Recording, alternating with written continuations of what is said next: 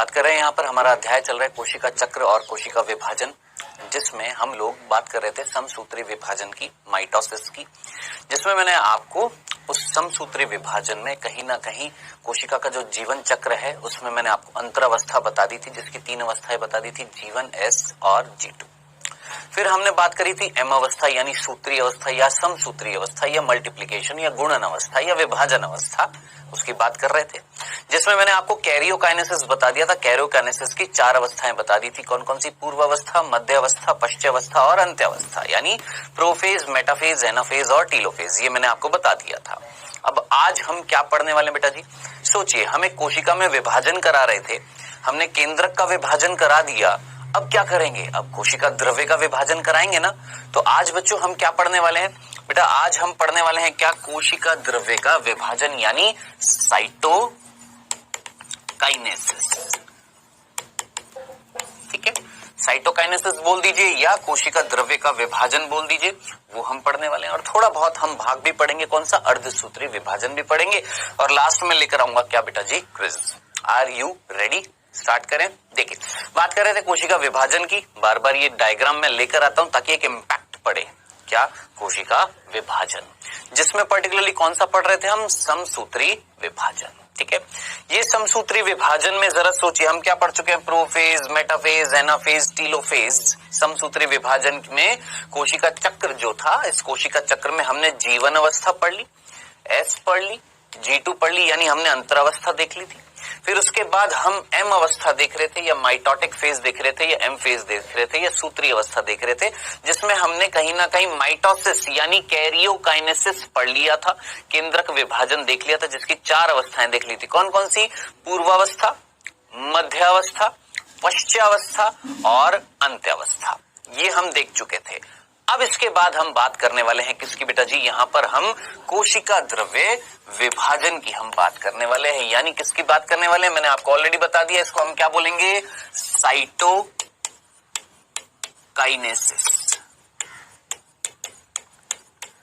ठीक है, तो बच्चों अब हम बात करने वाले हैं किसकी? साइटोकाइनेसिस की। ठीक है, आइए स्टार्ट करते हैं बेटा जी किसके बारे में? साइटोकाइनेसिस के बारे में पढ़ना।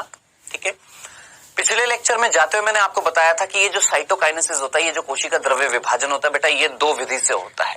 किसमें? देखिएगा, एक है कौन बेटा जी? हमारे जंतु कोशिका। एक है कौन? जंतु कोशिका। और एक है हमारी कौन? पादप कोशिका। ठीक है, दोनों में जो साइटोकाइनेसिस है वो अलग विधि से होता है, दोनों में अलग विधि से होता है। जंतु कोशिका में अलग विधि है, पादप कोशिका में अलग विधि है। ठीक है, अब पहले हम किसकी बात करेंगे? जंतु कोशिका की। आइए स्टार्ट करते हैं। तो बेटा सबसे पहली चीज, जंतु कोशिका में जिस विधि से, ध्यान से सुनना मेरे बच्चों, प्यार से ध्यान से सुनिएगा, जंतु कोशिका में यानी एनिमल सेल में जिस विधि से साइटोकाइनेसिस होता है यानी कोशिका द्रव्य विभाजन होता है, उस विधि का नाम है कोशिका खांच विधि। इस विधि का नाम है क्या? कोशिका खांच विधि, जिसको हम इंग्लिश में बोलते हैं सेल फरो मेथड। हाँ जी, आपको पता है मैं इंग्लिश में क्यों लिखता हूं ये वर्ड्स को? सोचा कभी? मैं साथ साथ हिंदी के वर्ड्स को इंग्लिश में क्यों लिखता हूं? जानते हैं क्यों? क्योंकि हिंदी मीडियम के बच्चों को, ध्यान से सुनना मेरे प्यारे बच्चों, ध्यान से सुनना, अगर आप नीट की अच्छे से तैयारी कर रहे हैं तो ध्यान से मेरी बात को सुनिएगा। क्या है कि इंग्लिश मीडियम के जो बच्चे होते हैं ना, जब वो नीट का पेपर देते हैं तो नीट का पेपर देने से पहले फॉर्म भी भरना पड़ता है ना? उस फॉर्म में वो ये लिखते हैं, मतलब फॉर्म में जब सारी चीजें अपनी अपनी डिटेल्स जब वो भरते हैं तो फॉर्म में ये पूछा जाता है कि आप अपना पेपर कौन सी लैंग्वेज में चाहते हो। तो ऑब्वियस सी बात है, इंग्लिश मीडियम वाला किस पे टिक करेगा? क्या चाहेगा कि उसका पेपर किस में आए? इंग्लिश में, है ना? हिंदी में थोड़ा ना चाहेगा, वो हिंदी थोड़ा ना पढ़ी है उसने 11th-12th में, है ना? लेकिन जो हिंदी मीडियम वाला बच्चा है वो क्या भरता है? हिंदी में, यही भरता है ना? अब ध्यान से सुनना, जो इंग्लिश मीडियम वाले बच्चे का जो पेपर आता है वो पूरा इंग्लिश में आता है। अब जरा सोचिए, कई बच्चे ऐसे होते हैं जिनकी इंग्लिश कमजोर भी होती है ना? समझते हैं ना? तो अब मान लो उसका पेपर पूरा का पूरा इंग्लिश में है, कोई लैंग्वेज उसको समझ में नहीं आई किसी प्रश्न की, किसी क्वेश्चन की, हो गया उसके लिए तो मामला गड़बड़ हो गया। लेकिन हिंदी मीडियम वाले को ना एक डबल फायदा है। क्या कि उसका पेपर जो आएगा ना वो कैसे आएगा, उस पेपर में ना इधर लेफ्ट साइड में हिंदी में होएगा प्रश्न और वहीं राइट साइड में इंग्लिश में होएगा। देखिए फायदा है हिंदी मीडियम वाले बच्चों को क्या कि उनका जो पेपर आएगा वो दोनों लैंग्वेज में आएगा। हाँ, अब जरा सोचिए, आपने हिंदी में मान लो कोई प्रश्न पढ़ा, हो सकता है मान लो आपको समझ में नहीं आया, आपने उसको इंग्लिश में भी पढ़ा, मान लो समझ में आ गया, है ना, तो फायदा है या नहीं है? बिल्कुल है। ये हिंदी मीडियम वाले बच्चों के साथ थोड़ा सा फायदा होता है, इसीलिए जानबूझ के मैं जो भी शब्द होते हैं, इंपॉर्टेंट टर्म्स होती हैं जीव विज्ञान में, बायोलॉजी में जो इंपॉर्टेंट टर्म्स होती है ना, मैं उसको इंग्लिश में इसलिए लिखता हूं ताकि आपको याद रहे, हिंदी इंग्लिश दोनों में। ठीक है, बाकी फ्यूचर में तो वैसे भी फायदा होता है, क्योंकि आगे फ्यूचर में आप जब बुक्स पढ़ेंगे, ऊपर स्नातक की डिग्री जब लेंगे, ग्रेजुएशन करेंगे, तो वहां पर तो इंग्लिश होती है मेरे भाई, तो ज्यादा दिक्कत ना आए इसलिए मैं आपको थोड़ा बहुत इंग्लिश में भी वर्ड्स बता देता हूं। तो ये चीज बताने लायक थी इसलिए मैंने आपको बताई है। थोड़ा सा टॉपिक से हटकर मैं चला गया था तो क्योंकि ये जानकारी देना भी जरूरी था। आइए बेटा, हम बात कर रहे हैं बच्चों यहां पर क्या कि जंतु कोशिका में यानी एनिमल सेल में जो साइटोकाइनेसिस होता है, जिस विधि से होता है, उसका नाम है कोशिका खांच विधि। ठीक है, सेल फरो मेथड। अब आप मुझे बताएं, क्या ये वर्ड का मीनिंग जानते हो? अब इसी वर्ड को जब मैं इंग्लिश में लिखता हूं तो कई बच्चे जो इंग्लिश मीडियम के होते हैं उनको समझ में नहीं आता, सर फरो का मतलब क्या होता है, नहीं जानते। लेकिन खांच वर्ड समझ में आता है। खांच का मतलब क्या होता है? दरार। क्या होता है? दरार। जैसे एक कांच का टुकड़ा है, कांच का टुकड़ा, उस पे पत्थर मारा, उसमें क्या आ जाएगी? दरार आ जाएगी, खांच पैदा हो जाएगी या नहीं हो जाएगी? हो जाएगी ना। बस वही चीज है यहाँ पर। अब आप बोलेंगे सर यहाँ पर दरार कैसे आ रही है? आइएगा देखिएगा।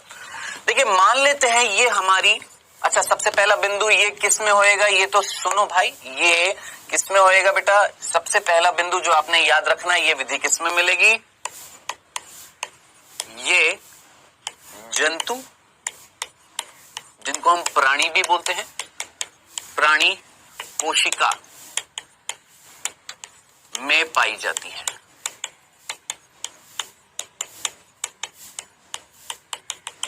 बस इतना सा पहला बिंदु, सिंपल सा, समझ में आ गया। चलिए अब समझते हैं इसको, है क्या इस विधि में, इस प्रोसेस में होने क्या वाला है। आइएगा देखिएगा। देखिए बेटा, ये एक मान लेते हैं जंतु कोशिका है।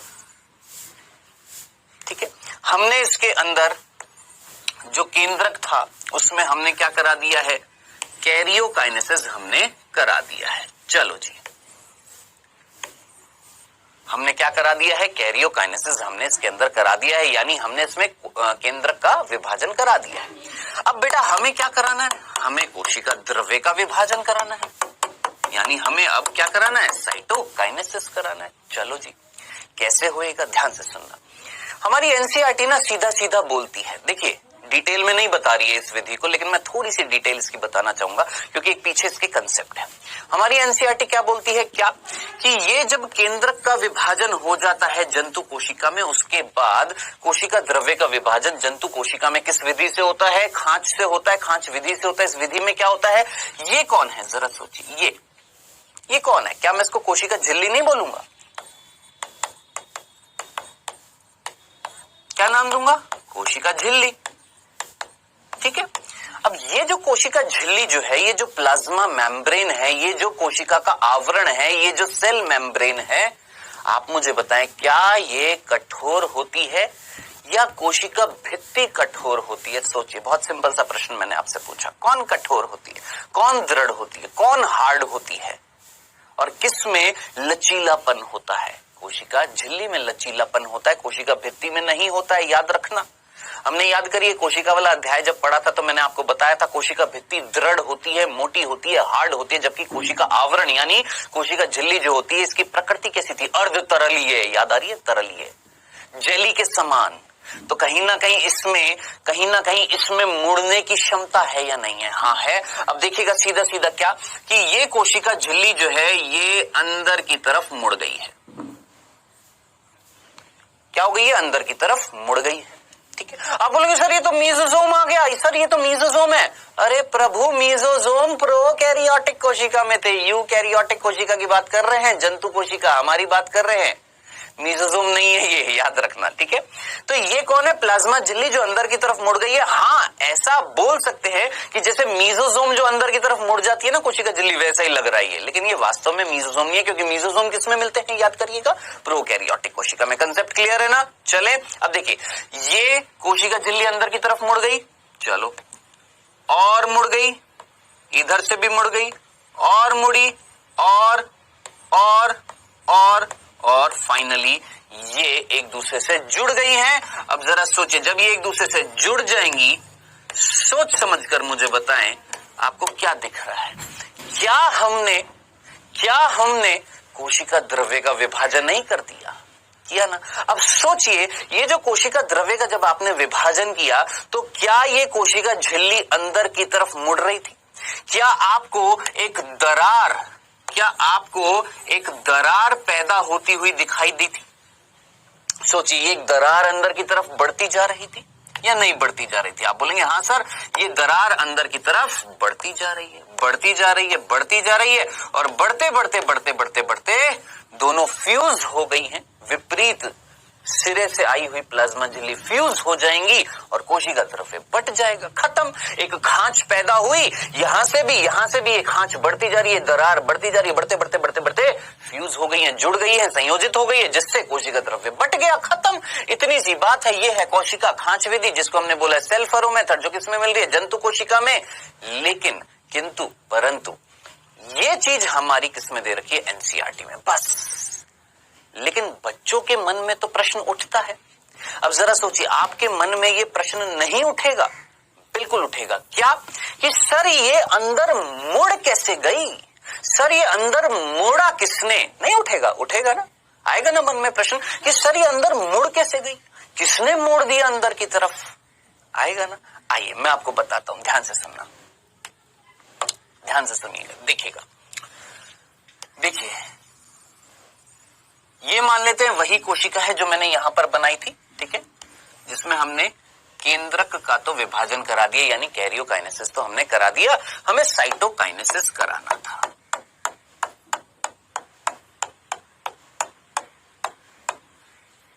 ठीक है, अब ध्यान से सुनना, क्या होएगा समझना इसको, क्या होएगा।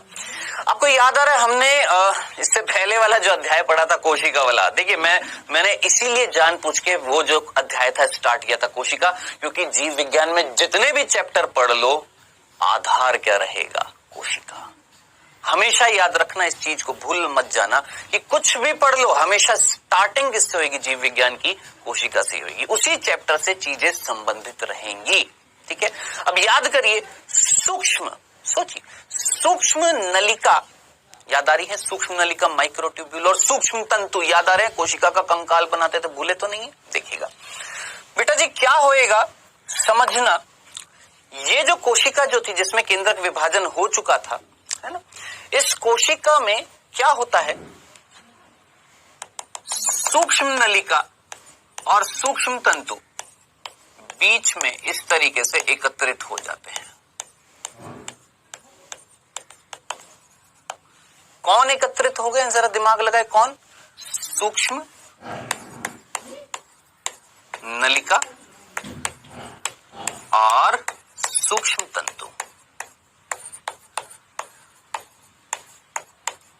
आपको ये भी याद आ रहा होगा, सूक्ष्म नलिका कौन से प्रोटीन से बनी हुई थी? ट्यूबुलिन। और सूक्ष्म तंतु किससे बने हुए थे? एक्टिन। भूले तो नहीं है ना? चल, हो गए एकत्रित, कोई कंफ्यूजन तो नहीं था? चलिए, अब आगे क्या होगा? आगे देखिए बेटा, अब ये जो सूक्ष्म नलिका और सूक्ष्म तंतु, इनमें देखिए किस तरीके से परिवर्तन आएगा, देखना, ध्यान से देखिएगा।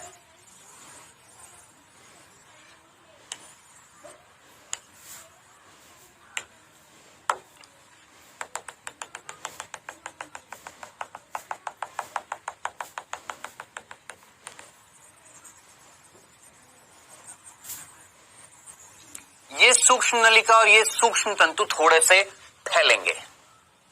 पहले सीधे सीधे थे, देखिए, पहले सीधे सीधे थे, एकत्रित हुए पहले बिल्कुल बीच में, एकत्रित होने के बाद एक दूसरे से जुड़ गए और जुड़ने के बाद थोड़े से फैल गए, और फैलने के बाद कुछ इस तरह की आकृति ले ली, अंडाकार आकृति है, या एक मैं बोल सकता हूं, इंग्लिश में बोलते हैं शब्द रिंग, हिंदी में बोलते हैं वलय। एक रिंग सी बन रही है, आप बोलेंगे हाँ सर रिंग बन रही है। अब बेटा ये रिंग जो है ये किसकी बनी हुई है? सूक्ष्म नलिका और सूक्ष्म तंतु की, है ना। अब ये जो रिंग जो होती है इसको इंग्लिश में बोला जाता है, ध्यान से सुनना, इंग्लिश में बोलते हैं कॉन्ट्रैक्टाइल रिंग, हिंदी में बोलते हैं संकुचनशील वलय। तीसरी लाइन समझ में आई क्या? कोशिका द्रव्य विभाजन करना है किसमें? जंतु कोशिका में। क्या हुआ भैया? बीच में कहीं ना कहीं सूक्ष्म नलिका और सूक्ष्म तंतुओं की एक बड़ी सी एक संरचना बनी है। ये संरचना बनी है जो थोड़ी सी फैल गई और फैलने के बाद एक रिंग का निर्माण कर दिया, एक वलय का निर्माण कर दिया, ठीक है। अब आप सोच समझकर मुझे बताना, सोच समझकर, क्या इस वलय का ये वाला भाग और इधर वाला भाग देखकर मुझे बताएं किससे जुड़ता हुआ दिखाई दे रहा है? आप बोलेंगे सर प्लाज्मा झिल्ली से जुड़ता हुआ दिखाई दे रहा है। मैंने कहा वेल डन, बहुत अच्छी बात है, ठीक है। अब जरा सोचिए इस रिंग से पहले शब्द क्या लिखा हुआ है? कॉन्ट्रैक्टाइल। हिंदी में क्या लिखा हुआ है? संकुचनशील। बेटा जरा दिमाग लगाओ, कॉन्ट्रैक्टाइल वर्ड किससे है? कॉन्ट्रैक्ट से। संकुचनशील वर्ड किससे है? संकुचन से। संकुचन या कॉन्ट्रैक्ट का मतलब क्या होता है? सिकुड़ना होता है या नहीं होता? होता है ना। अब सोचिए, दिमाग लगाए, सोचना, ध्यान से सुनना। मान लो ये मेरा हाथ है और ये सामने बोर्ड है, मेरा हाथ भी चिपचिपा है और ये बोर्ड भी चिपचिपा है, मैंने इस पे इससे जाकर ऐसे हाथ लगा लिया, ठीक है। अब जरा सोचिए, जब मैंने ऐसे हाथ लगा लिया, बोर्ड भी चिपचिपा, मैं भी चिपचिपा, मैं जब खींचूंगा तो मैं अपने साथ बोर्ड को लाऊंगा या नहीं लाऊंगा? लाऊंगा ना। अब दिमाग लगाएं, ये कॉन्ट्रैक्टाइल रिंग जो है, ये जो संकुचनशील वलय जो है, जब ये सिकुड़ेगा तो आपको कैसा दिखाई देगा? जरा देखिएगा बच्चों, प्यार से देखिएगा, ध्यान से देखिएगा।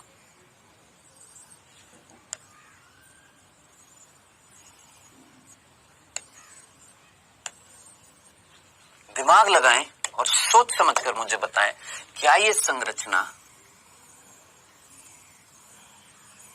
ऐसी होएगी या नहीं होएगी? दिमाग लगाओ, सोचो, सोचिए, यहां से यहां आपको क्या दिखाई दे रहा है? बस इतनी सी बात मैंने आपसे पूछी। यहां से यहां क्या दिखाई दे रहा है?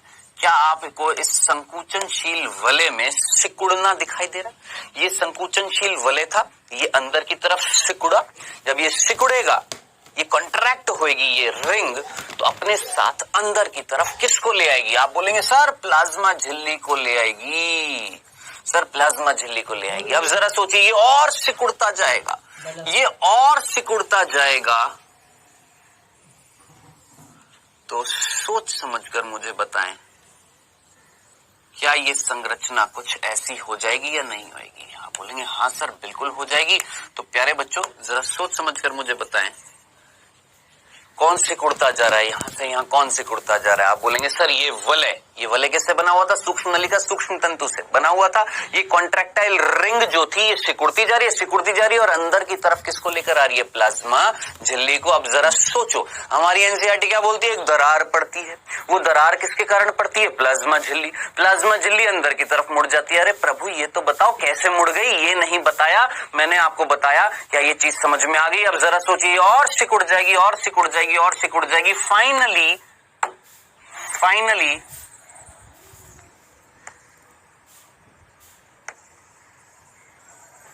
किसका निर्माण हो जाएगा? दो कोशिकाओं का। किसका विभाजन हो गया? सर कोशिका द्रव्य का। खत्म। ये थी सिंपल सी विधि, हमारी कोशिका खांच विधि। बताओ बच्चों, क्या ये चीज समझ में आ गई है?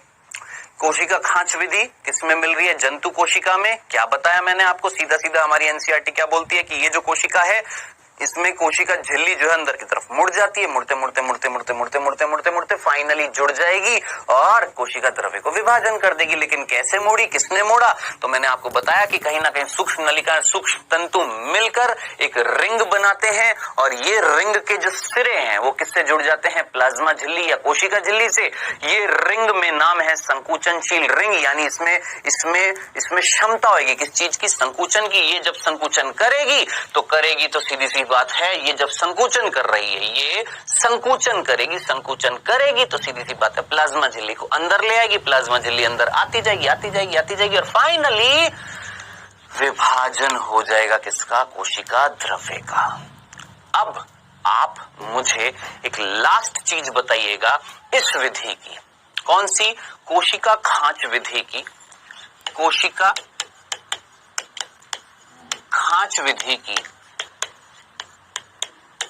एक आखिरी चीज मुझे बताइएगा कि ये कोशिका खांच विधि कहां से प्रारंभ हुई और कहां किधर की ओर जा रही है? सोच समझकर मुझे बताना, क्या ये कोशिका खांच विधि स्टार्ट कहां से हुई थी? परिधि से कि केंद्र से? सोचना। प्लाज्मा झिल्ली जो आपको दिखाई दे रही है यहां से यहां, वो प्लाज्मा झिल्ली केंद्र से परिधि की ओर जाती हुई दिखाई दे रही है या परिधि से? कहां से? परिधि से केंद्र की ओर आ रही है। तो याद रखना, ये जो कोशिका खांच विधि जो होती है ये परिधि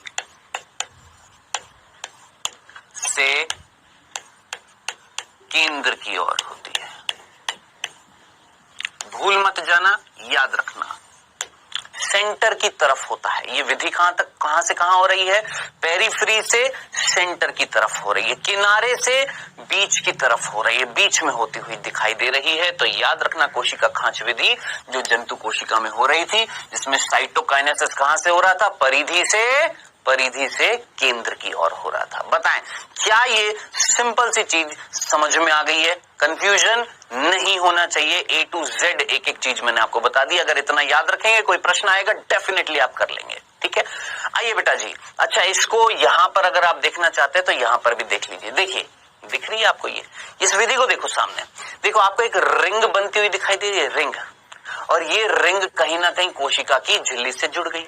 अब ये रिंग सिकुड़ रही है, देखो सिकुड़ रही है। और जब ये सिकुड़ेगी तो कहीं ना कहीं प्लाज्मा झिल्ली भी अंदर की तरफ मुड़ती हुई दिखाई दे रही है। एक दरार अंदर की तरफ पैदा हो रही है और ये दरार बढ़ती जाएगी।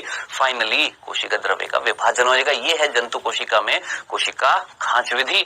अब हम पढ़ने वाले हैं पादप कोशिका में एक प्लेट विधि। सिंपल सी बात है, चलें आगे। आइए बेटा, अब हम बात करते हैं किसमें? पादप कोशिका में। ठीक है, और पादप कोशिका में साइटोकाइनेसिस मैं आपको बता चुका हूं। जानते हो? नहीं जानते? बता चुका हूं, ऑलरेडी बता चुका हूं। नहीं जानते? याद करिए, जब हमने पिछला कोशिका वाले अध्याय में जब मैंने आपको क्या पढ़ाया था? कोशिका भित्ति पढ़ाई थी। भूल गए ना? कोशिका भित्ति पढ़ाई थी, सेल वॉल पढ़ाई थी यूकैरियोटिक कोशिका में। तब मैंने पूरा एक्सप्लेन किया था ये विधि। फिर से बताऊं? चलो फिर से सुन लो। ज्यादा हम टाइम कंज्यूम नहीं करेंगे, जल्दी मैं आपको बताऊंगा, ध्यान से सुनना। सबसे पहला बिंदु बेटा, इसको इंग्लिश में क्या बोलते हैं? सेल प्लेट मेथड, कोशिका प्लेट विधि। ठीक है, समझ में आ गया? किसमें मिल रही है बेटा? सिंपल सा पहला बिंदु, ये पादप कोशिका में मिलती है। ठीक है, अब इस विधि में क्या होने वाला, ध्यान से देखिएगा। देखिए, ये एक पादप कोशिका है, मान लेते हैं। इस पादप कोशिका में ये केंद्रक है। ये इसकी कौन है बेटा?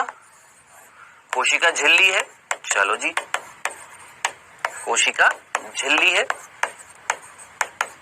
ठीक है, लेकिन इस कोशिका झिल्ली के बाहर भी तो कुछ है ना मेरे भाई।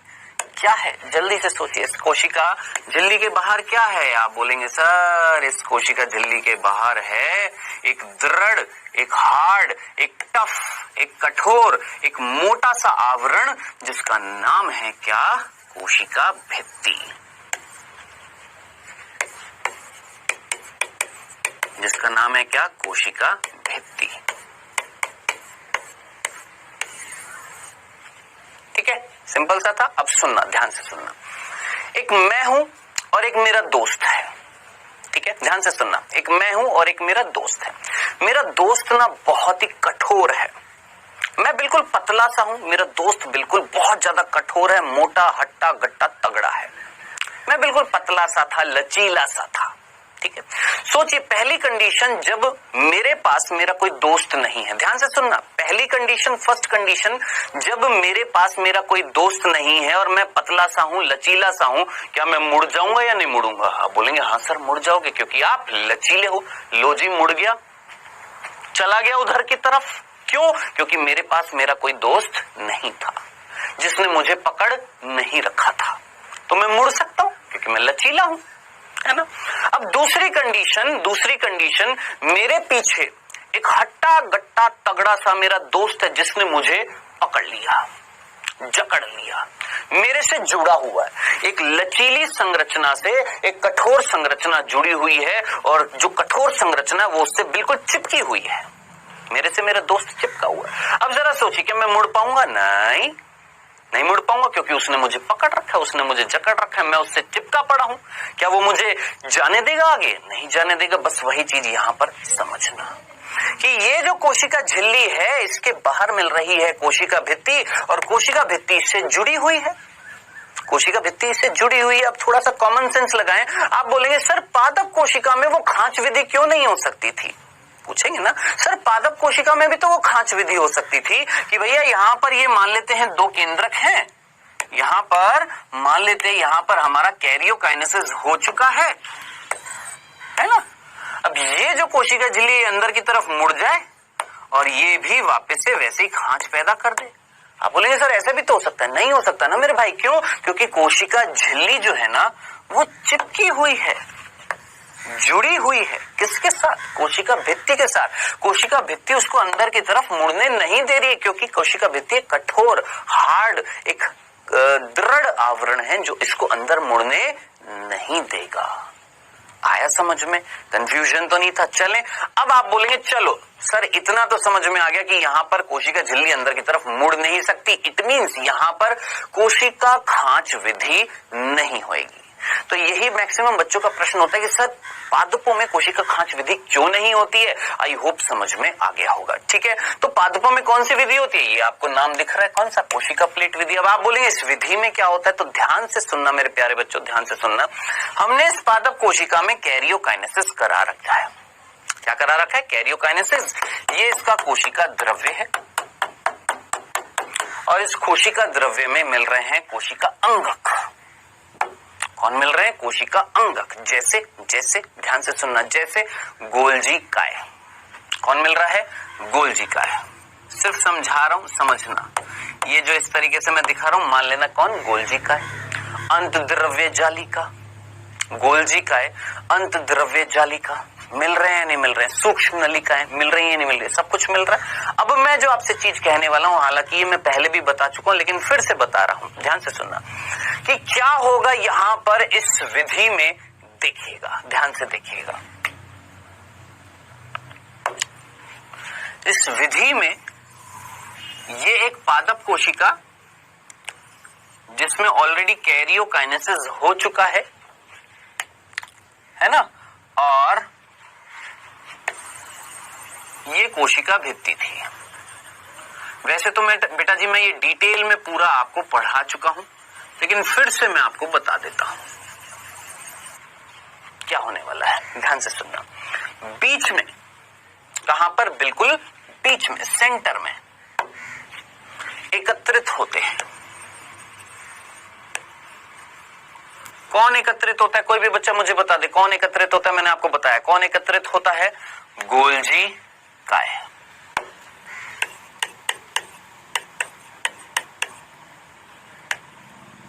गोल्जी काय। ठीक है, अब एक और चीज अगर याद रख सकते हो तो कृपया करके याद रखना। वो गोल्जी काय, वो गोल्जी काय मेरे प्यारे बच्चों ध्यान से सुनना, वो गोल्जी काय जो पादप कोशिका में मिलते हैं, वो गोल्जी काय जो पादप कोशिका में मिलते हैं, उन्हें हम बोलते हैं डिक्टियोसोम। क्या इतनी सी लाइन आप याद रख सकते हो? क्या ये मैंने आपको बताई? अगर नहीं बताई है तो माफी, याद रख लेना इस चीज को, क्या कि वो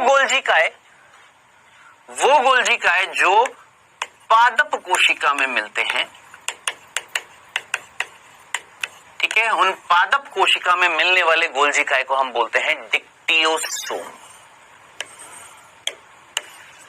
फिर से बोलूं, फिर से सुनना, पादप कोशिका में मिलने वाले गोल्जिकाए का नाम होता है क्या? डिक्टियोसोम। बस इतनी सी बात समझ में आ गई। चलो, तो मैंने बोला यहां पर एकत्रित हुए कौन? गोल्जिकाए, यानी कौन? डिक्टियोसोम, प्लस अंत द्रव्य जालिका। आप बोलेंगे सर ये बताया हुआ है। हाँ बताया, लेकिन और थोड़ा सा और डिटेल में देख रहे हैं। और कौन इकट्ठा हुआ है यहाँ पर? अंतद्रव्य जालिका, ठीक है जी। और एक और चीज इकट्ठी होती है, कौन? सूक्ष्म नलिका। कौन एकत्रित होती है? सूक्ष्म नलिका। ये तीन चीजें याद रखना। कौन कौन बच्चों? सूक्ष्म, मैंने सेल वाले चैप्टर में जब कोशिका भित्ति पढ़ा रहा था, मैंने आपको दो चीजें बताई थी। एक और चीज भी याद रख लेना, कौन? सूक्ष्म नलिकाएं, एंडोप्लाज्मिक रेटिकुलम, अंतद्रव्य जालिका, और डिक्टियोसोम यानी गोल्जिकाएं, ठीक है। ये चीजें एकत्रित होती हैं सेंटर में। कहां पर एकत्रित हो गई है? बिल्कुल बीच में हो गई। और एकत्रित होकर इनका नाम जो पड़ता है उसे हम बोलते हैं, मेरे को याद आ रहा है, शायद गलती से इसको स्फीरोसोम बोल दिया था। आप में से कई बच्चे ने कहा था सर स्फीरोसोम नहीं, हाँ स्फीरोसोम बोल दिया था, लेकिन स्फीरोसोम एक सूक्ष्म काय है। याद रखना, इन तीनों को मिलाकर बोलते हैं फ्रेगमोप्लास्ट।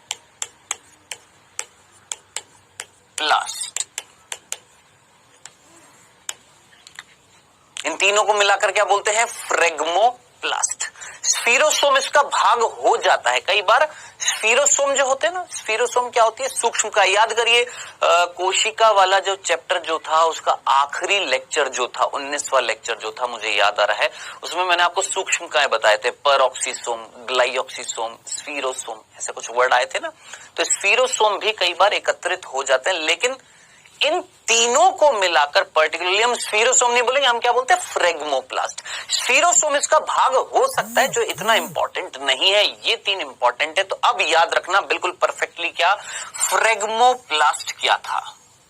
आप बोलेंगे सर ये जो तीन कोशिका अंगक जो है, कौन कौन? डिक्टियोसोम यानी कौन? गोल्जिका। जो पादप कोशिका में गोल्जिका है उसको हम क्या बोलते हैं? डिक्टियोसोम, प्लस अंतद्रव्य जालिका, प्लस सूक्ष्म नलिका, ये तीनों मिलकर क्या कहलाती है? फ्रेगमोप्लास्ट। तो भैया ये बन गया फ्रेगमोप्लास्ट, ठीक है। अब ये फ्रेगमोप्लास्ट कहां बना है? आप बोलेंगे सर इस पादप कोशिका के बिल्कुल बीच में। कंफ्यूजन तो नहीं है? समझ में आ गया कौन है फ्रेगमोप्लास्ट? स्फीरोसोम एक अलग कोशिका अंगक होता है जो सूक्ष्म काय का भाग होता है, ठीक है। तो उसको निकाल दीजिएगा दिमाग से। स्फीरोसोम मैंने बोल दिया था, क्योंकि स्फीरोसोम जो होता है वो भाग होता है किसका? फ्रेगमोप्लास्ट का। उसको निकालिए, साइड में रखिए दिमाग में। अभी परफेक्टली आपने याद रखना, ये तीन चीजें मिलकर क्या कहलाती है? फ्रेगमोप्लास्ट, जो बिल्कुल बीच में एकत्रित हो गया, ठीक है। अब क्लियर है? चलें आगे, आइए। अब ये फ्रेगमोप्लास्ट जो है, ये किससे बना हुआ था? इन तीनों से। अब ये जो तीन है, ये बढ़ते जाएंगे, बढ़ते जाएंगे, बढ़ते जाएंगे, बढ़ते जा रहे हैं, बढ़ते जा रहे हैं, बढ़ते जा रहे हैं, बढ़ते जा रहे हैं, बढ़ते जा रहे हैं, बढ़ते जा रहे हैं, बढ़ते जा रहे हैं, बढ़ते जा रहे हैं, बढ़ते जा रहे हैं, बढ़ते जा रहे हैं। इस तरीके से ये पूरे बढ़ गए हैं। कौन बढ़ गया है? आप सीधा बोलेंगे सर ये फ्रेगमोप्लास्ट जो था, ये सर तीन कोशिका अंगक जो हैं, जिनको तीनों को मिलाकर हमने बोला है फ्रेगमोप्लास्ट, ये केंद्र में सबसे पहले एकत्रित हुए, फिर केंद्र से होते हुए होते हुए होते हुए परिधि की तरफ जा रहे हैं, और बढ़ते बढ़ते बढ़ते बढ़ते बढ़ते बढ़ते बढ़ते एक प्लेट का निर्माण कर दिया है, और इसी को हम बोलते हैं कोशिका प्लेट। क्या बोलते हैं? कोशिका प्लेट, या इसको हम बोल सकते हैं मध्य पटलिका।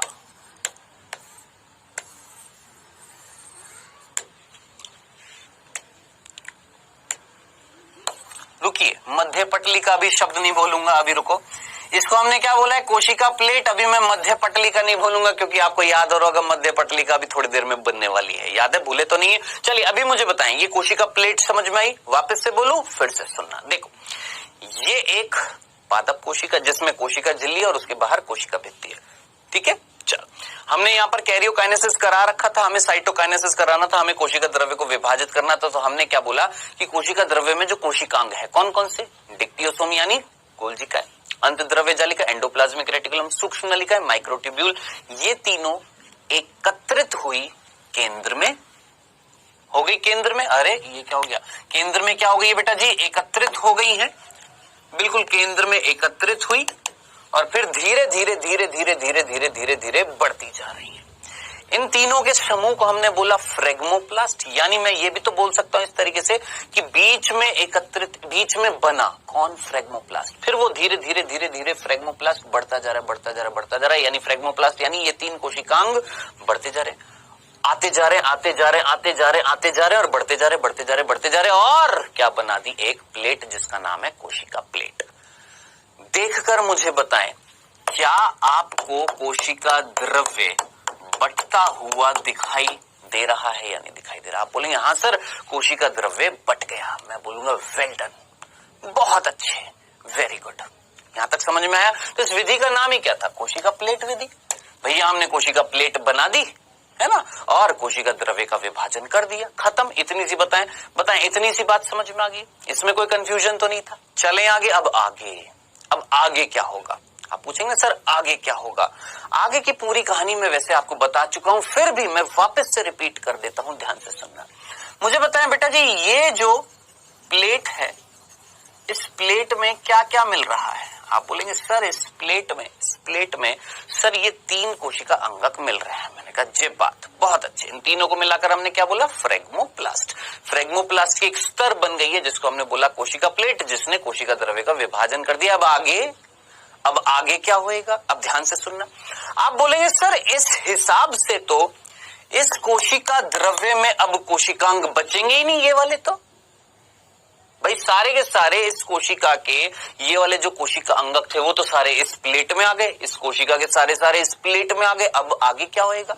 तो आगे मैंने आपको उस अध्याय में बताया था कि अब इसके अंदर जो कोशिकांग है ना, वो इधर की तरफ आएंगे, वापस से आएंगे अब इधर की तरफ। तो आप बोलेंगे सर फिर अगर इधर ही आने थे तो पहले यहां क्यों आए? अरे प्रभु, पहले हमने साइटोकाइनेसिस करा दिया, पहले हमने एक प्लेट बनाई, कोशिका द्रव्य का विभाजन कर दिया।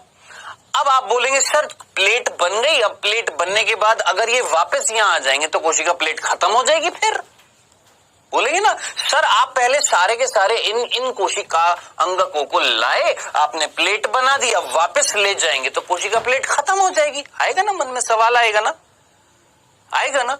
तो फिर क्या होएगा? ये मैं आपको ऑलरेडी बता चुका हूं, फिर से बता रहा हूं, देखिएगा, ध्यान से सुनना क्या होने वाला है।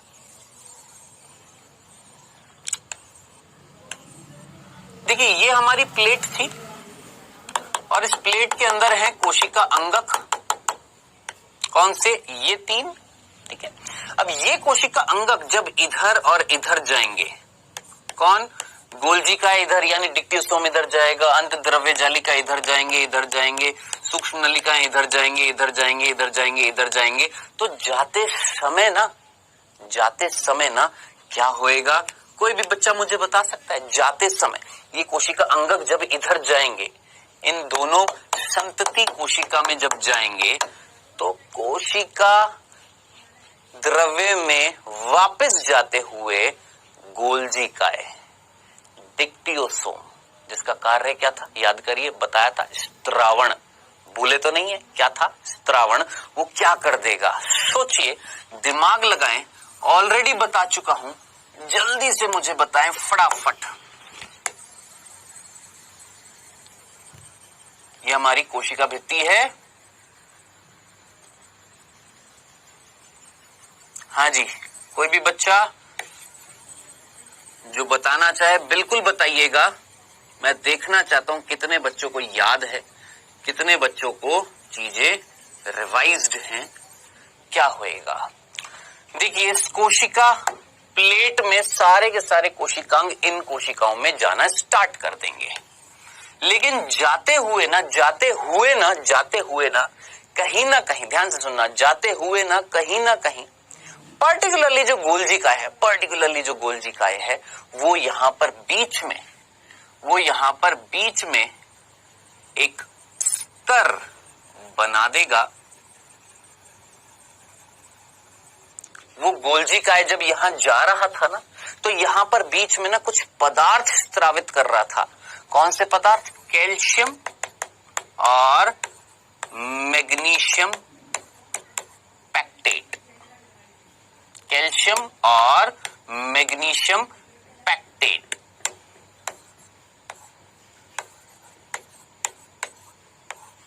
याद आ रहा है बच्चों? ठीक है। अब मैं आपको यह भी बता दूं, हमारी एनसीईआरटी में मैग्नीशियम नहीं लिखा हुआ है, लेकिन आपने याद रखना है हमारी एनसीईआरटी में सिर्फ कैल्शियम पैक्टेट लिखा हुआ है, मैग्नीशियम नहीं लिखा हुआ। तो आपने दोनों याद रखना है, कैल्शियम भी, मैग्नीशियम भी और पैक्टेट भी। अब आप बोलेंगे सर पैक्टेट क्या होता है? बताया हुआ है, पैक्टेट वर्ड किसका है? पैक्टेन। और पैक्टेन क्या होता है? एक प्रकार की शर्करा होती है, याद रखना, कार्बोहाइड्रेट होती है। हाँ जी भैया, तो जरा जल्दी से मुझे बताएं, सोच समझकर। फिर से बोलूं, वापस से सुनना, फिर से सुनना पूरी प्रक्रिया। देखिए, ये एक पादप कोशिका जिसमें कोशिका झिल्ली, बाहर कोशिका। मैं बार बार रिवाइज इसलिए करता हूं ताकि एक बार में समझ में ना आए तो दूसरी बार में समझ में आए तो तीसरी बार। अरे भैया 3 बार में तो समझ में आ जाएगा, इतना भोंदू दिमाग थोड़ा ना हम लोगों का, है ना। चल, ये पादप कोशिका है, इसमें हमने कैरियोकाइनेसिस करा दिया। कोशिका झिल्ली है, कोशिका भित्ति है, कोशिका भित्ति ने जकड़ रखा है इसको, कोशिका झिल्ली अंदर नहीं मुड़ सकती है। चलो, फिर क्या हुआ? सब यहां पर ना कहीं ये 3 कोशिका अंगक जो थे, जो इस कोशिका में मिल रहे थे, ये सारे के सारे बीच में एकत्रित हुए, ये तीनों। और तीनों को मिलाकर हमने क्या बोला? फ्रेगमोप्लास्ट। ये एकत्रित होते जा रहे केंद्र से परिधि की ओर, एकत्रित हुए। ओके, और क्या बना दी? एक प्लेट बना दी, जो किसकी बनी हुई है? फ्रेगमोप्लास्ट बोल सकते हैं। इन तीनों से ही तो बनी, इन तीनों को फ्रेगमोप्लास्ट बोला, तो फ्रेगमोप्लास्ट क्या बना रही है? एक प्लेट बना दी। चलो जी, प्लेट बन गई है। ठीक। अब ये जो प्लेट जो है, इसने कोशिका द्रव्य का तो विभाजन कर दिया, लेकिन हमें ये समझ में आया कि चलो सर, कोशिका द्रव्य तो विभाजित हो गया, लेकिन इन दोनों पुत्री कोशिकाओं में ये कोशिका अंगक कहां है? ये तो इसमें है, बीच में। ये क्या होएगा फिर? अब आगे क्या होएगा? तो हमने बोला इस प्लेट से वापस निकलेंगे। कौन निकलेंगे? ये सारे के सारे कोशिका अंगक वापस आएंगे, बट जाएंगे, आधे इधर आधे इधर। आधे गोलजिका इधर आ गए, आधे गोलजिका इधर आ गए, आधे अंतद्रव्य जालिका इधर आ गए, आधे इधर आ गए, आधे सूक्ष्म नलिका इधर आ गई, आधी इधर आ गई।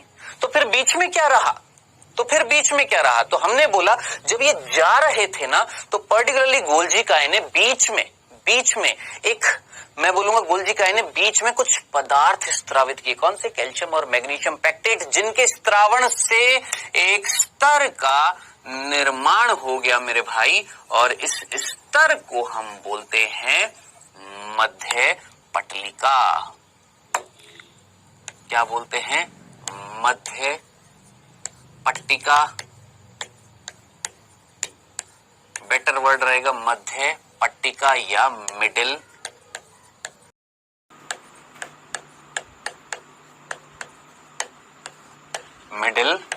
लेमिला। ठीक है, तो किसका निर्माण हो गया? मिडिल लेमिला का। ठीक है, अब जरा सोचिए, गोल्जिका यहां पर आ गए हैं, अंतद्रव्य जालिका यहां पर आ गई हैं, ठीक है, सूक्ष्म तंतु यहां पर फैल गए हैं, ये हमारा कोशिका द्रव्य है। अब आगे क्या होएगा? अब ये भी मैंने आपको बता दिया था कि ये जो गोल्जिकाएं हैं फिर से वापस से कुछ ना कुछ स्त्रावित करेंगे। अब क्या स्त्रावित करेंगे? याद करिए, ये जो मिडिल लेमिला जो है, इसके दोनों तरफ, यहां पर भी और यहां पर भी एक स्तर बनाई जाएगी, जिसे हम बोलते हैं प्राथमिक भित्ति, जो किससे बनी हुई है? सेल्यूलोज, हेमीसेल्यूलोज और पैक्टिन से, और लिग्निन भी होता है। ठीक है, तो इस तरीके से प्राथमिक भित्ति बनती है, फिर द्वितीय भित्ति बनती है, और इसके बाद में कहीं ना कहीं आप अच्छे तरीके से जानते हैं, ये जब भित्ति का निर्माण हो जाएगा, तो अब आप सोच समझकर मुझे आंसर दीजिएगा, दिमाग लगाइए और देखकर मुझे बताएं, वो जो भित्ति बन रही है वो बाहर वाली जो भित्ति है उसके साथ जुड़ रही है और जुड़ने के बाद दिमाग लगाएं, सोचें क्या ये लाल रंग की मैंने क्या बनाई है, कोशिका भित्ति बनाई है। तो सोचिए दो कोशिकाओं की कोशिका भित्ति के मध्य क्या मिलता हुआ दिखाई दे रहा है। दो कोशिकाओं के बीच में क्या दिख रहा है? आप बोलेंगे सर मिडिल लेमिला। ये जो लाल रंग की है ये कोशिका भित्ति है, ये हम ऑलरेडी पढ़ चुके हैं, अब इसको बार बार रिवाइज नहीं कराऊंगा, ये हम ऑलरेडी कोशिका वाले चैप्टर में पढ़ चुके हैं। ये गोलजिका है, कोशिका भित्ति का निर्माण कर देगा। इस मध्य जो पटलिका थी इसके दोनों तरफ किसका निर्माण हो जाएगा? कोशिका भित्ति का।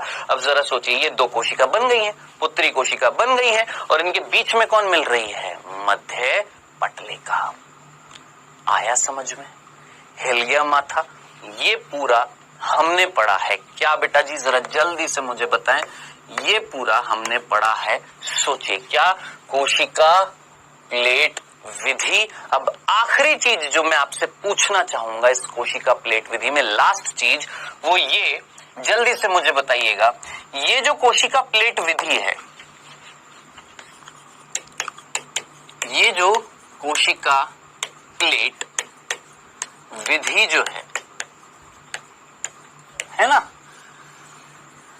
ये कहां से प्रारंभ हुई और किधर की ओर हो रही है?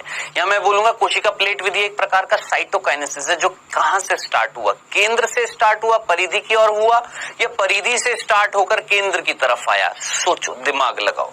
कोशिका द्रव्य विभाजन में ये जो प्लेट बनी है ये कहां से किधर की तरफ बनी है? तो याद रखना ये जो विधि जो होती है ये केंद्र से परिधि की ओर होती है, याद रखना। केंद्र से किधर की ओर हो रही है बेटा? परिधि की ओर। जबकि इससे पहले वाली जो हमने देखी थी वो कहां से हो रही थी? परिधि से केंद्र की ओर हो रही थी। याद रखिएगा, भूल मत जाइए। कहां से? केंद्र से, परिधि से केंद्र की तरफ हो रही थी, मतलब किनारे से सेंटर की तरफ हुई थी। कोशिका झिल्ली परिधि से केंद्र की तरफ आई थी, लेकिन इस विधि में कहीं ना कहीं जो प्लेट बनी थी वो सेंटर में फ्रेगमोप्लास्ट क्या हुए थे? एकत्रित हुए थे, फिर सेंटर से परिधि की तरफ गए थे और कोशिका द्रव्य का विभाजन कर दिया था। तो याद रखना ये केंद्र से परिधि की ओर होती है। पादपों में कैसी विधि होती है? केंद्र से परिधि की ओर। और वो वाली जंतुओं में कैसे हो रही थी? परिधि से केंद्र की ओर। ये खत्म हुआ है बेटा जी हमारा साइटोकाइनेसिस। बताएं, कंफ्यूजन समझ में आ गया? अब हमारा कंप्लीट हो चुका है क्या? माइटोसिस, समसूत्री विभाजन। एक आखिरी चीज रह गई है समसूत्री विभाजन की, वो और जल्दी से देख लेते हैं, और वो है क्या? कि सूत्री विभाजन या समसूत्री विभाजन। याद रखना, समसूत्री विभाजन को सूत्री विभाजन भी बोल देते हैं, भूल मत जाना। समसूत्री विभाजन को ये मैं पहले भी बोल चुका हूं, हमारी एनसीईआरटी में समसूत्री को सूत्री वर्ड लिखा हुआ और समसूत्री ना लिखकर सूत्री लिख दिया है, लेकिन वास्तव में वो है क्या? समसूत्री है। आपने याद रखना, समसूत्री को सूत्री लिख दिया है और अर्धसूत्री को अर्धसूत्री लिखा हुआ है। या न्यूनकारी विभाजन भी बोलते हैं, अर्धसूत्री को क्या बोलते हैं? न्यूनकारी। ठीक है, अभी के लिए सूत्री विभाजन जो है या समसूत्री विभाजन जो है, इस कोशिका विभाजन का क्या महत्व है, क्या फायदा है? सोचिए, माइटोसिस का क्या फायदा है? दिमाग लगाए। क्या माइटोसिस से हम युग्मक बनाते हैं? सोचो। क्या माइटोसिस से वृद्धि होती है? सोचो। क्या माइटोसिस से या समसूत्री विभाजन से कोशिकाओं की मरम्मत होती है? सोचिए, दिमाग लगाए। आप बोलेंगे सर आप एनसीईआरटी नहीं लाते हैं, बोला था, है ना? ये देखो, यही चीज जो मैं लिख कर लाया हूं, यही चीज हमारी एनसीईआरटी में लिखी हुई है। जो चीज जरूरी है मैं डेफिनेटली लाऊंगा मेरे भाई, तो टेंशन मत लीजिएगा। क्या लिखा हुआ है? सूत्री विभाजन केवल द्विगुणित कोशिकाओं में होता है। हाँ जी बिल्कुल। कौन सी कोशिकाओं में हो रहा है? द्विगुणित कोशिकाओं में होता है। चलिए समझ में आता है। द्विगुणित कोशिका जानते हो ना? द्विगुणित कोशिका जानते हो ना? देखो, जिनको यही नहीं पता द्विगुणित कोशिका क्या होती है, देखना मेरे भाई। देखो, ये एक कोशिका है मेरी, सुनना। जिनको ये नहीं पता ना द्विगुणित कोशिका क्या होती है, इन द्विगुणित कोशिकाओं को हम क्या बोलते हैं? देखो, ऐसे रिप्रेजेंट करते हैं। ये एक द्विगुणित कोशिका है ना? हालांकि ये भी बताया हुआ है, लेकिन जिनको समझ में नहीं आता मैं वापस से दोहरा देता हूं, क्योंकि हमारे बेसिक्स बिल्कुल क्लियर होने चाहिए। एक होती है द्विगुणित कोशिका। इस कोशिका को हम क्या बोलते हैं बेटा? द्विगुणित गुणित, है ना, और ये जो कोशिका है इसको हम बोलते हैं अगुणित। पहले तो ये समझना द्विगुणित का मतलब क्या और अगुणित का मतलब क्या है। जिनको पता है वेल डन, जिनको नहीं पता है कोई बात नहीं, अब ध्यान से सुनना। देखिए द्विगुणित कोशिका का मतलब क्या है, ध्यान से सुनना।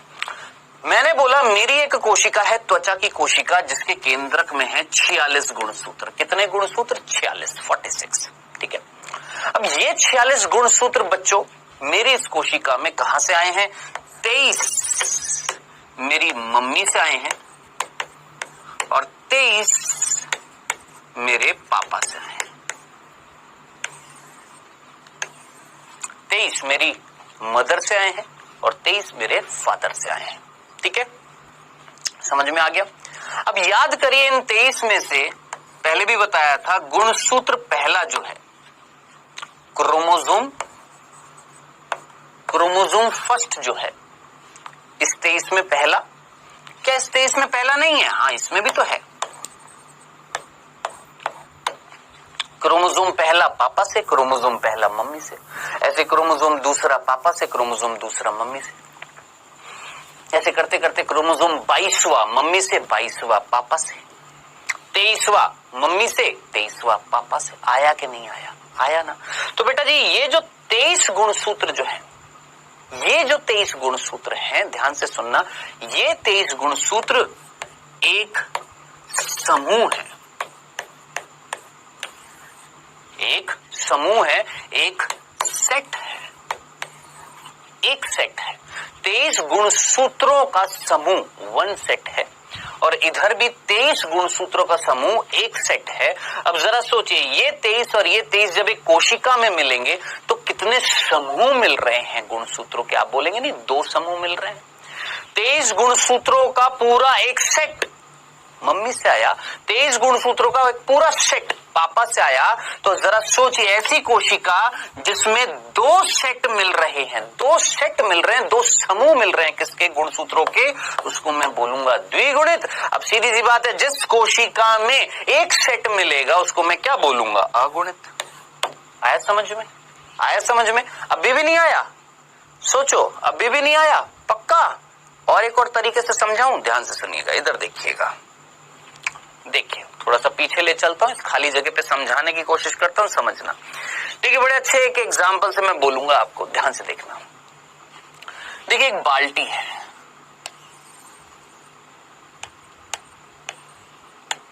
ठीक है, जिसके अंदर गुब्बारे हैं।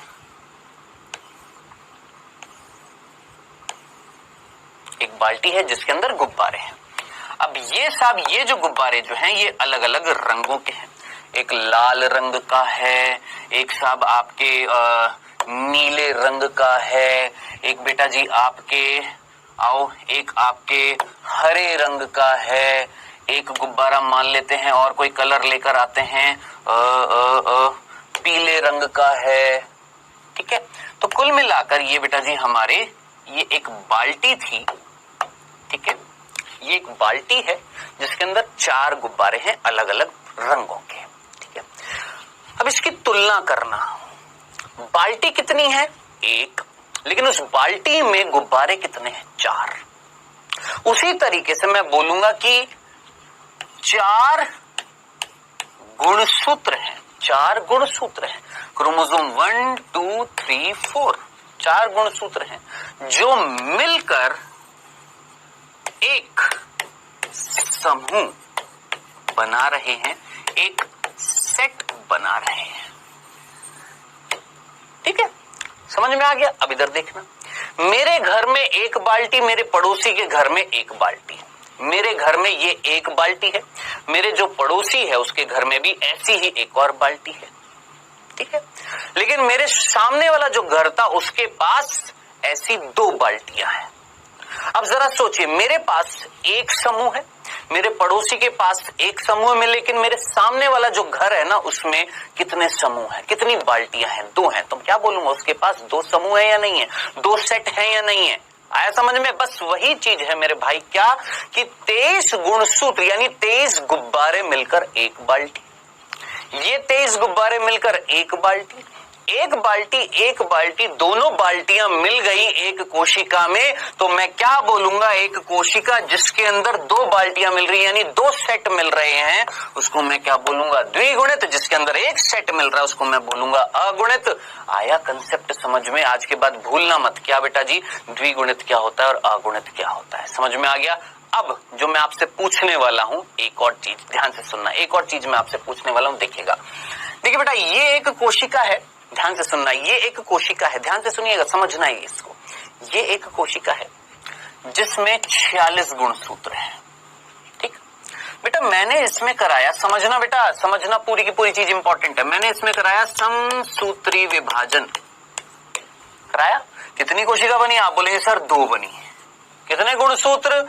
आप बोलेंगे सर समान ही तो होंगे, यहां पर भी 46, यहां पर भी 46। मैंने कहा वेल डन, बहुत अच्छी बात है। चलो जी,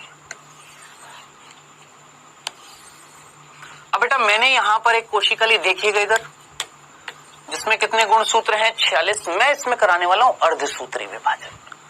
कौन सा विभाजन? अर्धसूत्री विभाजन।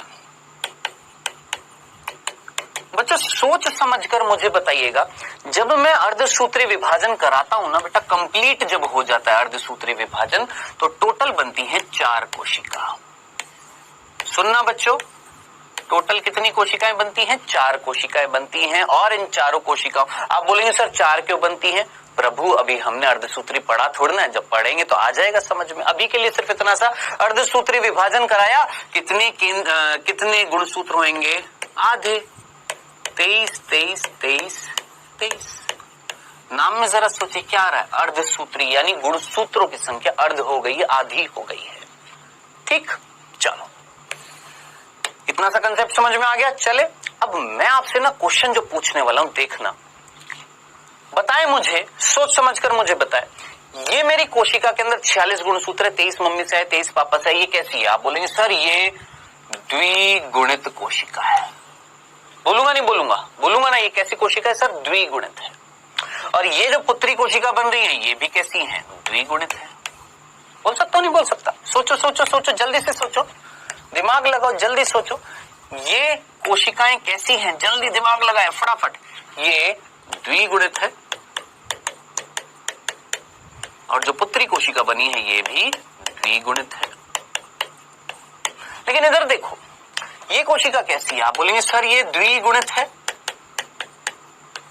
लेकिन ये कोशिका कैसी है? आप बोलेंगे सर ये अगुणित है। बोलूंगा अरे बाबा, अगुणित हो गई, गुणसूत्र की संख्या आधी हो गई, ठीक है। अब मैं आपसे पूछ रहा हूं, देखना, ये एक कोशिका जिसके अंदर 23 गुणसूत्र है, मेरी कोशिका की बात कर रहा हूं, मेरी कोशिका की, ठीक है, जिसके अंदर 23 गुणसूत्र हैं, क्या बोलूंगा इसको? अगुणित बोलूंगा। आप बोलेंगे हाँ सर। इसके अंदर मैं समसूत्री विभाजन करा सकता हूं? सोचो, इसके अंदर क्या मैं समसूत्री विभाजन करा सकता हूं? समसूत्री करा सकता हूं क्या? समसूत्री विभाजन, दिमाग लगाएं, करा सकता हूं? आप बोलेंगे हाँ सर बिल्कुल करा सकते हैं। 2 कोशिका बनेगी और गुणसूत्रों की संख्या समान होगी, सिंपल, करा सकते हैं, हाँ बिल्कुल करा सकते हैं। लेकिन इधर देखना, अब ये कोशिका जो 23 गुणसूत्र हैं, जो अगुणित है, क्या मैं इसमें अर्धसूत्री विभाजन करा सकता हूं क्या? क्या मैं इसमें अर्धसूत्री विभाजन करा सकता हूं? आप बोलेंगे हाँ सर करा सकते हैं, हाँ सर करा सकते हैं। आधी कर दीजिए गुणसूत्रों की संख्या, कितना? 11.5, 11.5, 11.5, 11.5। अरे बाबू, क्या पॉइंट में गुणसूत्र आएंगे क्या? दिमाग लगाओ, आएंगे क्या? नहीं आएंगे। तो याद रख लेना मेरे भाई, कभी भी ऐसा पॉसिबल नहीं होता कि एक अगुणित कोशिका में अर्धसूत्री विभाजन हो जाए। तो अब आप जरा सोचिए, समसूत्री विभाजन जो है, ये कौन सी कोशिका में हो सकता है बेटा? ये द्विगुणित कोशिका में भी हो सकता है, ये अगुणित कोशिकाओं में भी हो सकता है। जैसे आप बोलेंगे अगुणित कोशिका कौन सी? बेटा कुछ कीट होते हैं, कीड़े होते हैं। जैसे आपने मधुमक्खी नाम सुना है? मधुमक्खी का जो छत्ता होता है ना, उसकी जो फैमिली होती है ना, उसका परिवार होता है, उसमें 3 प्रकार के सदस्य होते हैं जो बाद में हम बात करेंगे। अभी के लिए सिर्फ इतना सा, एक होती है रानी मक्खी, एक होती है श्रमिक जिसको हम इंग्लिश में बोलते हैं वर्कर, रानी को बोलते हैं क्वीन, रानी को क्या बोलते हैं? क्वीन। वर्कर को हम हिंदी में बोलते हैं श्रमिक। और एक होते हैं ड्रोन, ड्रोन को हिंदी में भी ड्रोन, इंग्लिश में भी ड्रोन। ठीक है, तो जो ड्रोन होते हैं ना, ड्रोन, वो ड्रोन जो होते हैं उनका शरीर होता है अगुणित। उनका शरीर कैसा होता है? अगुणित होता है। और उनके शरीर में विभाजन जो होता है समसूत्री होता है। अब जरा प्रभु जरा सोचो, अगुणित कोशिका भी समसूत्री विभाजन कर सकती है, कुछ कीटों में मिलता है। जैसे मैंने आपको बताया, मधुमक्खी का जो परिवार होता है उसमें एक सदस्य होता है ड्रोन, उनमें अगुणित कोशिकाएं होती है जिनमें समसूत्री विभाजन होता है। इट मीन समसूत्री विभाजन आपका द्विगुणित कोशिका में भी हो सकता है, अगुणित में भी हो सकता है, लेकिन अर्धसूत्री जो है वो सिर्फ द्विगुणित में होगा। भूल मत जाना, अगुणित में कभी भी नहीं होगा। क्या ये कंसेप्ट समझ में आया? अब इसी चीज का यहां पर महत्व दे रखा था मेरे भाई यहां पर। तो मैंने आपको द्विगुणित अगुणित का मीनिंग बताया और ये बताया कि समसूत्री का महत्व क्या था। भैया समसूत्री दोनों प्रकार की कोशिकाओं में हो सकता है, द्विगुणित में तो होता ही। आप बोलेंगे यहां तो लिखा हुआ है केवल द्विगुणित, लेकिन उसके आगे पढ़ो क्या? तथा कुछ निम्न श्रेणी के पादप एवं सामाजिक कीटों में अगुणित कोशिकाएं भी समसूत्री या सूत्री विभाजन द्वारा विभाजित होती है। बताएं, ये पहला बिंदु समझ में आया? महत्व? आप बोलेंगे हाँ सर समझ में आ गया ना, आ गया ना।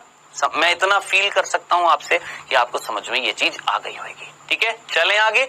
दूसरा बिंदु देखिए, दूसरा लिखा हुआ है कि जो बहुकोशिकीय जीव जो होते हैं उनको अगर वृद्धि करनी है तो क्या करना है? समसूत्री। जरा सोचिए, मैं जब छोटा था तो मेरे शरीर की कोशिकाएं द्विगुणित थी।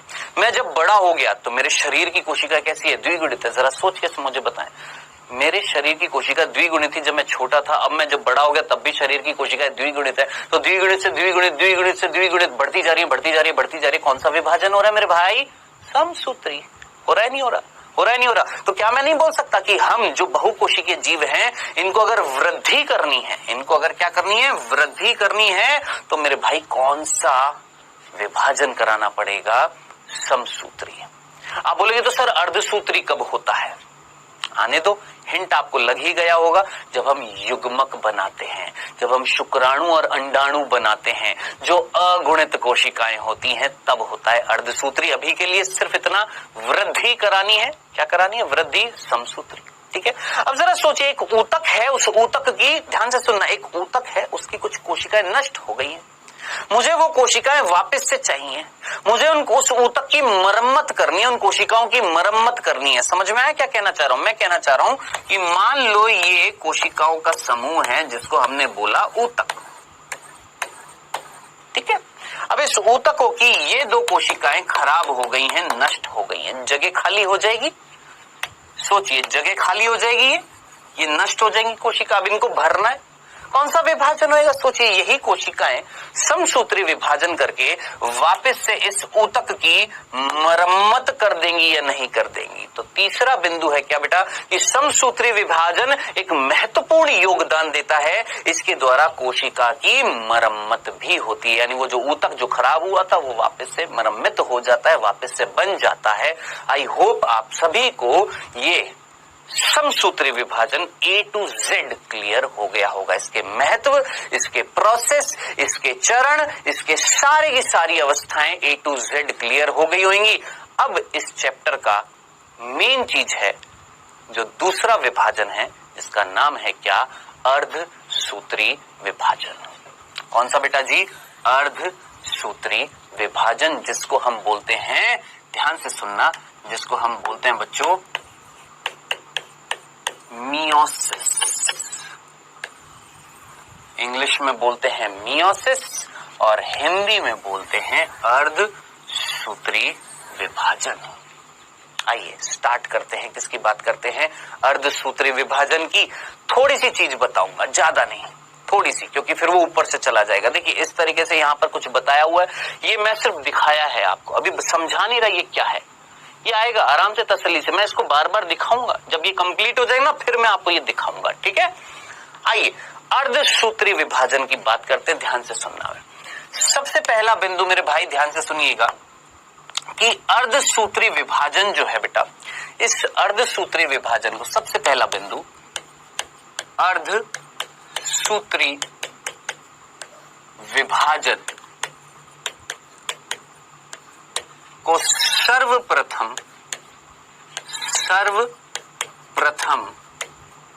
किसने देखा था। एक वैज्ञानिक जिसका नाम है वीजमैन, याद रखना। वीजमैन वो वैज्ञानिक था जिसने सबसे पहले देखा था, क्या देखा था, अर्धसूत्री विभाजन को। ये नहीं कोई पूछ रहा कहां देखा, कैसे देखा, अभी सिर्फ इतना, सबसे पहले ऑब्जर्व किया था, देखा था किसने, वीजमैन ने। चलो उसने तो देख लिया, लेकिन उसको डिटेल में, उसको पूरा समझाना पड़ेगा, विस्तृत रूप से समझाना पड़ेगा, किसको, अर्धसूत्री विभाजन को, ठीक है। तो अर्धसूत्री विभाजन को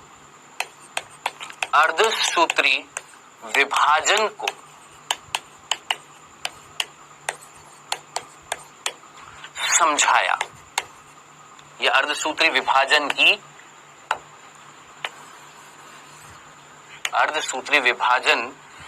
प्रक्रिया को समझाया,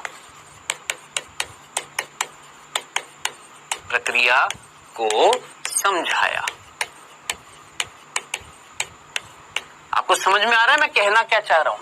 इन्होंने तो देख लिया, लेकिन देखकर उनकी अर्धसूत्री विभाजन में कौन कौन सी अवस्थाएं मिल रही हैं वो थोड़ा ना बताइए, इन्होंने तो बस देखा, ठीक है, कि कहीं ना कहीं एक कोशिका थी, द्विगुणित थी, उससे अगुणित कोशिका बन रही है, वो इन्होंने देखा, लेकिन उसमें कौन कौन सी अवस्थाएं मिल रही है, कौन कौन से चरण मिल रहे, वो इन्होंने नहीं बताया। तो फिर वो किसने समझाया, वो जो अर्धसूत्री विभाजन की जो प्रक्रियाएं हैं वो किसने समझाई, तो बेटा जी वो समझाने का काम किया था स्ट्रासबर्गर ने, याद रखना, किसने समझाया, स्ट्रासबर्गर ने, उसकी सारी संपूर्ण प्रक्रिया को समझाया किसने, स्ट्रासबर्गर ने। और आखिरी चीज ये इंपॉर्टेंट है, याद रखना, अर्धसूत्री विभाजन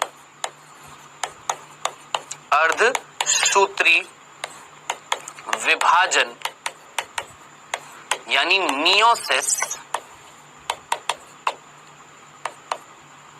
शब्द जो है वो किसने दिया, शब्द कौन सा, मियोसिस, ये किसने दिया, तो याद रखना ये शब्द दिया था दो वैज्ञानिक, फार्मर तथा मूरे।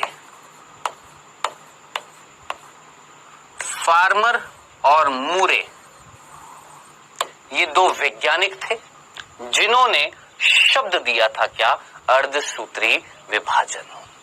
बताएं यहां से यहां तक की कहानी आप सभी को समझ में आ गई है। अर्धसूत्री विभाजन किसने देखा, वीजमैन ने। अर्धसूत्री विभाजन को डिटेल में किसने समझाया, स्ट्रासबर्गर ने। और अर्धसूत्री विभाजन या मियोसिस शब्द किसने दिया, फार्मर और मूरे ने। बताएं यहां तक की क्लियर है, कोई कंफ्यूजन तो नहीं है, पक्का। चलें आगे बच्चों। तो बेटा जी आज जो मैंने आपको बताया है सारी चीजें, एक बार मैं आपको, देखिए आज हम इतना ही पढ़ेंगे, ठीक है, जितना मैंने आज आपको पढ़ाया ये सारी चीजें आपको याद होनी चाहिए। आज हम लोगों ने क्या क्या चीजें पढ़ी है एक बार मैं आपको बता देता हूं बच्चों। आज हमने बात करी है समसूत्री विभाजन, जो हमने जिसकी सारी अंतरावस्था पढ़ ली थी हमने, एम अवस्था यानी विभाजनकारी जो अवस्था है उसकी कैरियोकाइनेसिस पढ़ लिया था। आज हमने साइटोकाइनेसिस पढ़ा, जंतु कोशिका में, पादप कोशिका में, विधि अलग अलग की डिटेल में मैंने आपको सारी समझा दी है। फिर उसके बाद हमने अर्धसूत्री विभाजन स्टार्ट करने से पहले समसूत्री विभाजन का महत्व देखा, ये बताया कि द्विगुणित का मतलब क्या होता है, अगुणित का मतलब क्या होता है, ये बहुत इंपॉर्टेंट था। ये बताया कि समसूत्री विभाजन द्विगुणित कोशिका में भी हो सकता है, अगुणित कोशिका में भी हो सकता है, लेकिन अर्धसूत्री हमेशा द्विगुणित कोशिका में ही होगा, अर्धसूत्री कभी भी अगुणित कोशिका में नहीं होगा। फिर हमने अर्धसूत्री विभाजन बस स्टार्ट किया है, सिंपल सी 3 बिंदु बताएं, किसने देखा, किसने खोज करी, या मैं बोलूंगा किसने देखा, किसने खोज करी, यानी डिटेल में समझा। खोज करता कौन होगा? जो डिटेल में समझाएगा, यानी स्ट्रासबर्गर ने खोज करी, एक तरीके से याद रखना, ठीक है। और किसने शब्द दिया था? फार्मर और मुरे। बस इतनी सी बात है, ठीक है। चले तो बेटा जी अभी समय हुआ है आपके क्विज का। पहला प्रश्न आपकी स्क्रीन पर आता हुआ फर्स्ट, जंतु कोशिका में साइटोकाइनेसिस किस विधि से होता है? जंतु कोशिका में या प्राणी कोशिका में साइटोकाइनेसिस किस विधि से हुआ है? कोशिका खांच विधि, कोशिका प्लेट विधि, दोनों से या कोई नहीं? जल्दी से आंसर दीजिए, बहुत सिंपल सा प्रश्न है, फटाफट।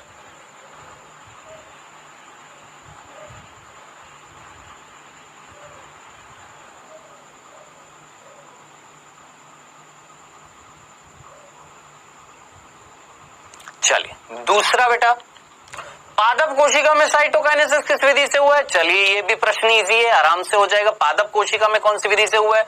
कोशिका खांच विधि, कोशिका प्लेट विधि, दोनों ए और बी या कोई नहीं?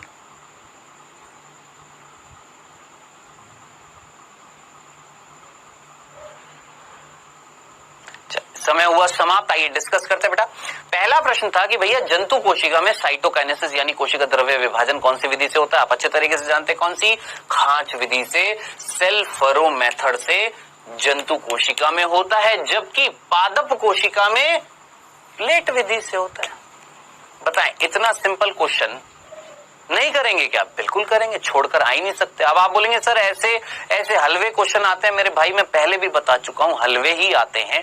बस बात ये होती है कि हम पुरानी चीजें भूल जाते हैं। अब जैसे कोशिका वाला जो अध्याय जो था, अगर उसके प्रश्न आप आज करेंगे तो हो सकता है आप कुछ भूल गए हो, इसलिए रिवीजन जरूरी है, ठीक है। चलिए बेटा जी, होमवर्क मिलेगा नीचे होमवर्क सेक्शन में, और नेक्स्ट क्लास में जब हम मिलेंगे पढ़ेंगे हमारा अर्ध सूत्री विभाजन, ठीक है।